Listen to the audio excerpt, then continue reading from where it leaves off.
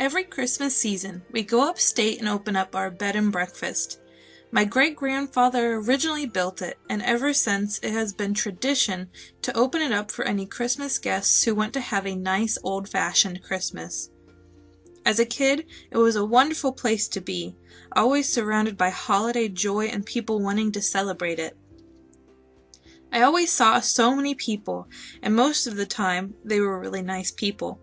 One visitor really stuck with me through my years, though. She was my age and had come up with her grandparents. We talked about her parents and her grandparents. Her mother was young when she had her, and her grandparents had taken care of her so that her mother could finish up her schooling. She had not seen her mother since the last Christmas she had visited them, and the only thing she had to remember her by was a little handmade doll.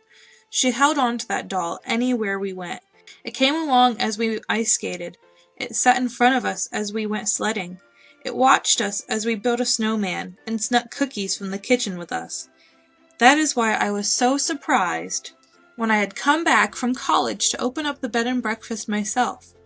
I found the doll in the attic packed away with all the Christmas decorations. I immediately recognized it, as she was a big part of my life. I couldn't believe it had been with us all this time. She must have been missing it all of these years. I asked my dad if he remembered the little girl from that one year, but he couldn't recall it at all, and a recent fire had destroyed all of our books from that year. I was at a loss and thought maybe I would never be able to return the doll.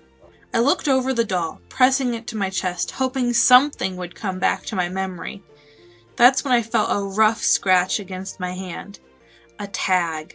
Her mother's name and a heart. Now that is the greatest clue I could have received.